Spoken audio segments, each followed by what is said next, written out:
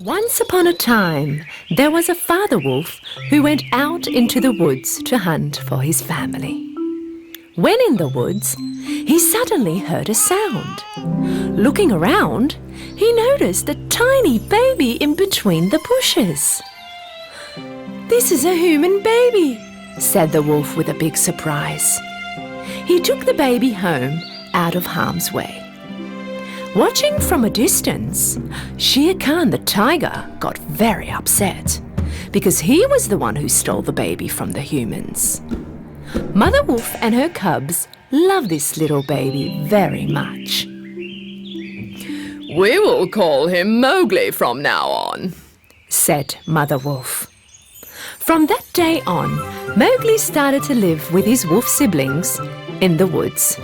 Mother Wolf took very good care of him, like he was one of her own. In a short time, Mowgli became friends with all the animals.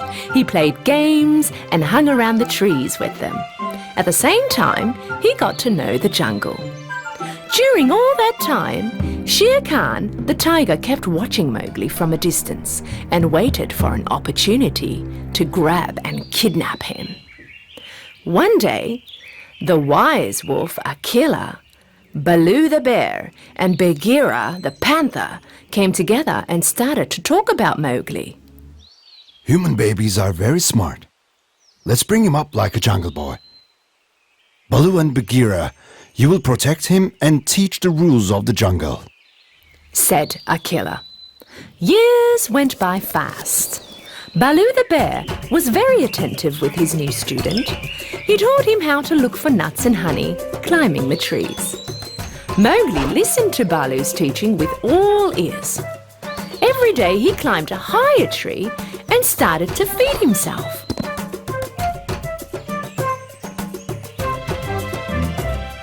Baloo also taught him how to understand the sounds of the jungle. He was proud of his student. Mowgli was running very fast and swimming very good. And Bagheera taught him how to identify the traps humans set up for the animals and how to avoid them. One day, a cub wolf ran into one of these traps. Shere Khan the tiger wanted to hunt this cub wolf and make him his lunch. But acting before the tiger, Mowgli saved the cub from the trap. Shere Khan the tiger lost once again. Baloo also taught Mowgli the magic words he can use when there is danger in the jungle. In a very short time, Mowgli learnt these words by heart. Mowgli would not be harmed by any animal in the jungle. Realizing that he was not going to be able to catch Mowgli alone, Shere Khan went next to banderlogs, the most dangerous animals in the jungle. He told them about Mowgli. If Mowgli teaches us everything he knows, we'll become the wisest animals in the jungle. One day when Mowgli was making a shelter to protect himself from the storm, the banderlogs were watching from where they were hiding. They decided to kidnap him when the opportunity came.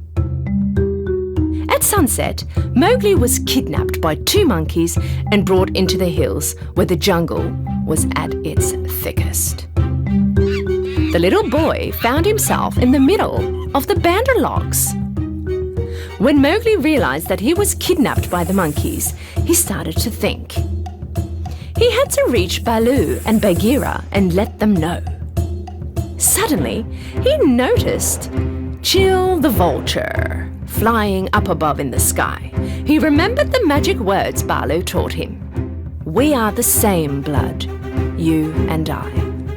Hearing these words, Chill the vulture immediately realized that Mowgli wasn't a stranger and that he was in trouble. "I'm little Mowgli!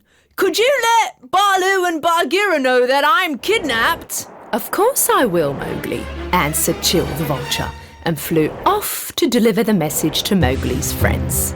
Banderlogs brought Mowgli to their cold cave, the monkey town. This place was a place in the deep jungle that humans abandoned years ago. Even though Mowgli attempted to run away, the Banderlogs outnumbered and caught him. Finding out about Mowgli's kidnapping, Baloo and Bagheera asked Kaa, the giant snake, for help to save Mowgli. They all came to the monkey town and hid behind a giant statue. From their hideout, they could see Mowgli and hundreds of monkeys around him. They started to wait for the perfect moment to take Mowgli out of there. At the right moment, Kaa said, "Now is the time. Let's go." Bagheera silently moved to catch the monkeys. Then he started to punch the monkeys surrounding Mowgli with his powerful claws. Banderlogs ran around screaming with fear, and one of them called the others for help. Suddenly, Bagheera was surrounded with lots of monkeys. Some other monkeys grabbed Mowgli and put him in a room with closed walls. Mowgli could hear Bagheera fighting with the monkeys. He remembered the water storage under the ruins of the city, and he knew that the monkeys were afraid of water. Bagheera, run and jump in the water! Bagheera ran and jumped straight into the water. Baloo was also attacked by the monkeys. They started to fight, and Baloo was hitting the Banderlogs with his front claws to protect himself. He was trying his best, but there were too many of the Banderlogs, and it was impossible for Baloo to fight them by himself. And Bagheera was helplessly watching him from the water, feeling very bad that he could not help his friend. When Baloo was struggling with the monkeys, suddenly Kaa came out. When Kaa started to hit all the monkeys with his giant tail, the monkeys ran away with fear. The monkeys were always afraid of Kaa. None of them could face him in a fight. So when they started to run away in the depths of the jungle, Baloo was finally free.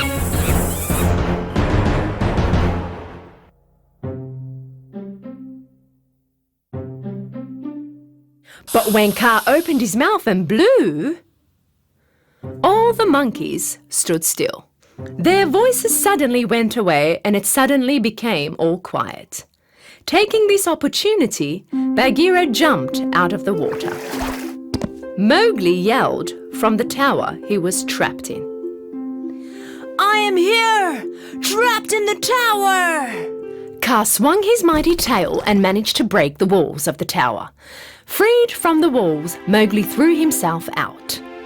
Baloo hugged him with love. You okay, Mowgli? Yes, I am, but I'm very hungry and tired. You all have risked your lives to save me. Thank you from the bottom of my heart. Mowgli was also very happy to see Kaa on his side. I owe you my life, Kaa. Thank you. Mowgli, Baloo and Bagheera said goodbye to Kaa and head to their homes. Shere Khan, the tiger, realized that he could never harm someone who had such powerful friendships and moved back into the depths of the jungle, never to return. A long time passed and Mowgli grew up to become a young man. One day he went close to the village where humans lived. He met a woman who immediately recognized him. She realized that he was the son which was kidnapped by a tiger many years ago. She put the little boy next to her in Mowgli's arms. Mowgli was very surprised because this little boy was looking very much like Mowgli's own childhood. But then he also realized that this little boy was his brother and the lady was his mother. Baloo, Bagheera and Kaa were all watching them. From now on, you'll be next to your family, Mowgli. Whenever you need us, you know the magic words. You are our brother. Don't forget how much we love you. Goodbye, dear Mowgli. His friends said their farewells to Mowgli. Mowgli lived happily ever after with his family, but never did he forget the ones who raised him, his family in the jungle.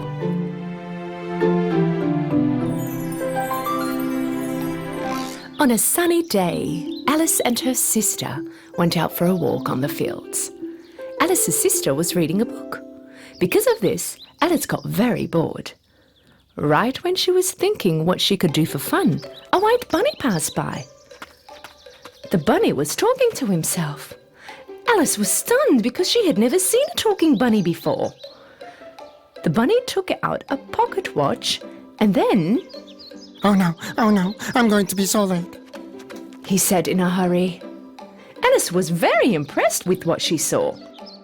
So curious to see what was going on, she went after the bunny. The bunny went through a hole in a tree trunk, and Alice followed him through the same hole. Suddenly, she found herself falling down in a well.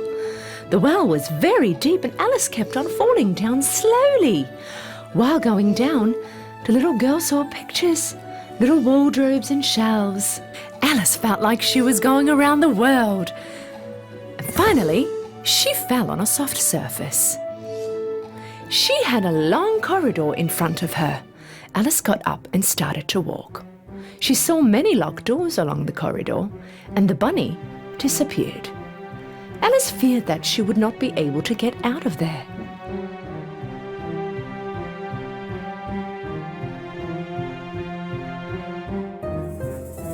Right at that moment, she saw a little golden key on a 3-legged small table next to her. She took the key and tried to open all the locked doors, but the key was too small for the doors. Looking around sadly, Alice realized that there was another small door behind the curtain. When she put the key in the lock, the door opened immediately. Alice was very happy when the door opened. Behind the door, there was a very beautiful garden. But because she could not fit through the door, Alice could not go out. When she returned to the table inside, she noticed a bottle with a label saying, "Drink me" on it. Alice took the bottle and started drinking. As she drank the potion, she began to shrink. When she got small enough, she thought she could fit through the door. But when she got back to the key, she realized that she had gotten too small to reach the table. She started to cry. At that moment, she saw a cake on the floor. The cake had a label saying, "Eat me." With curiosity, Alice took a bite from the cake. At that moment, she started to grow again. Now she could get the key, but was too big to go through the door. Alice was too tired. With no hope, she started to cry again. The tears running from her eyes started to form a big puddle that reached the end of the corridor.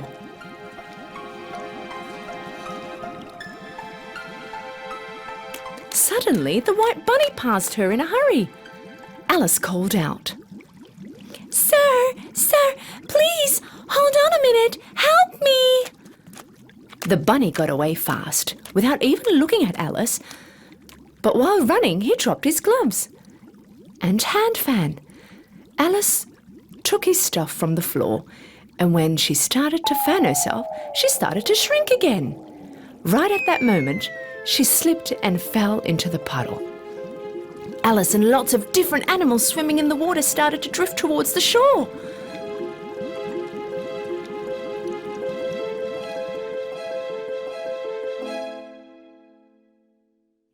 When they reached the shore, they were all wet, and Alice saw the bunny again. This time the bunny thought she was his maid and asked her to bring his gloves and hand fan from his house. Alice went to the bunny's house in the forest. When she entered, she immediately found his gloves and hand fan, but right there she saw another bottle on the table. She reached to the bottle and thought, if I drink this, maybe I can go back to my normal size. She took the bottle and drank the whole potion. Instead, she became so huge she could not even move in the house. What am I going to do now? How will I get out of here? In the meantime, the bunny was waiting for Alice impatiently. Fearing from Alice, the animals started to throw rocks into the house, breaking windows. The stones landing next to Alice started to turn into small cakes. When Alice started to eat these cakes, she started to shrink again and managed to go out of the house. But this time, unfortunately, she got too small.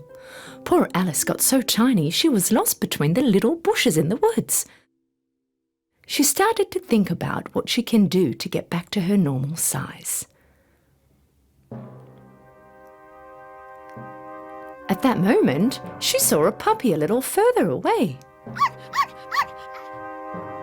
When she called the puppy over to pat, she realized how much smaller she was next to the dog. She almost got squashed by the puppy's paws. When she was running, she stumbled over a mushroom. There was a blue caterpillar on the mushroom. She asked the caterpillar what she can do to get back to her normal size. The caterpillar answered with a wise manner. One side of the mushroom I am standing on will make you grow. On the other side will make you shrink. Alice took a small piece from the mushroom and put it in her mouth. Right at that moment, she had gotten so big that she could not even see her feet. To shrink back to her normal size, this time she took a piece from the other side. By eating different amounts from both sides of the mushroom, she managed to come back to her normal size. She took 2 pieces from each side and held them in her hand. While she was walking, she came across a tiny house. But to be able to get in, she had to shrink again. Eating the mushroom pieces, she started to shrink again. When she entered the house, Alice found herself in a kitchen. Right in the middle of the kitchen, there was a duchess standing with a baby in her arms. And on the floor, a fat cat was looking at Alice, smiling. It was the first time Alice saw a smiling cat. So she asked, curiously, Why does your cat smile like that? Because this is a Cheshire cat, said the Duchess. At the same time, the cat became invisible and the baby in the Duchess' arms started to cry. The Duchess passed the baby over to Alice. You rock the baby and stop her crying. I will go and play croquet with the Queen. Alice took the baby and started to rock. Suddenly, the Cheshire cat appeared. Again and smiling again, he talked to Alice. You need to find the Mad Hatter and the March Hare. But be careful, they're both crazy. Right after their little chat, the Cheshire cat disappeared again. Alice angrily yelled at the cat. Stop disappearing and reappearing again! You're freaking me out! Cheshire cat appeared once again, smiling. Okay. Then I will disappear slowly. Starting from his tail, Cheshire cat started to disappear again. Only his face remained. Alice went out of the house, and in a short while she found the March Hare's house. March Hare was having tea with the Mad Hatter under a tree. March Hare put some hay between his ears.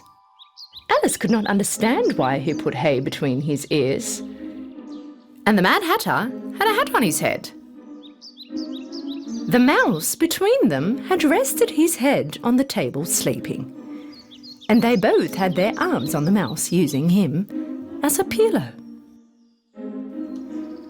When they saw Alice coming, they opposed, saying that there was no space available. No, there's plenty of room, said Alice. Mad Hatter asked Alice. Why do you think the crow looks like a desk? Why do you think? I don't know. Alice got really bored of these stupid and rude jokes of the Mad Hatter and March Hare. She said, "This was the stupidest meeting I have been to," and went away. Alice noticed a door in the trunk of a tree. When she entered, she found a golden key. The golden key opened the door to a beautiful garden. Entering the garden, Alice was very surprised. The gardeners of the Queen of the Hearts were painting all the white roses to red, and all the men looked like playing cards. So Alice asked, "I'm curious, why are you painting all the white roses red?"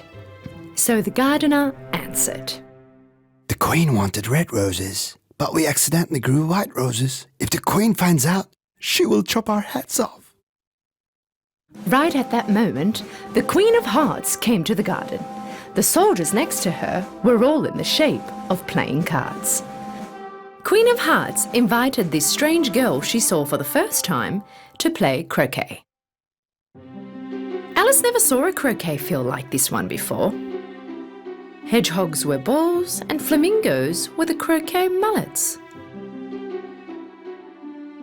In the middle of the game, the players started to fight and throw hedgehogs at each other. The Queen was very upset with this situation. She suddenly stomped her foot on the floor and yelled with anger, "Chop off the heads of all the players who fight!" The Queen of Hearts was so angry, she cancelled the croquet party. And suddenly, there was a loud voice. The trial has begun! Everybody started to run towards the court. A trial was going to be held for Jack of Hearts, who supposedly had stolen a pie from the Queen's kitchen. The Queen could not catch the Jack of Hearts during this incident, therefore she could not punish him. The Jack of Hearts was held in prison during his trial. The White Rabbit started to read from the roll of paper he was holding. On a beautiful summer day, our Queen of Hearts had baked delicious pies, and Jack of Hearts had stolen them. The king yelled from his seat. Call the first witness.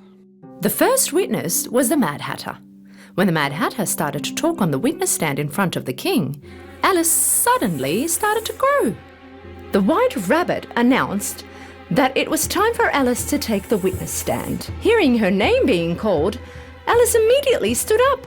Forgetting how big she grew, when her dress tangled on the jury stand, she turned the stand upside down, making all the members of the jury fall on the floor.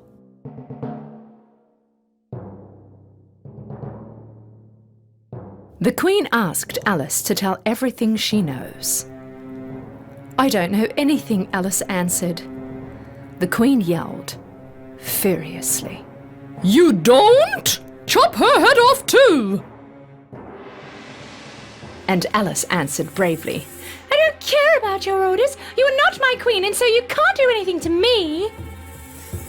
As soon as Alice said these words, the king, queen, and all the playing cards started to fly towards Alice. Screaming away, Alice tried to catch them. All the commotion became a big whirlpool of cards around Alice, sucking her inside and flying her up. And finally, with the leaves flying all around her, she found herself on the field again. Her sister called out, "Alice, come on now, wake up!" When Alice woke up, she realized that everything was a dream. Oh, wow! It was all a dream, and what an amazing dream it was! Hey sis, let me tell you about my dream. You know, a white rabbit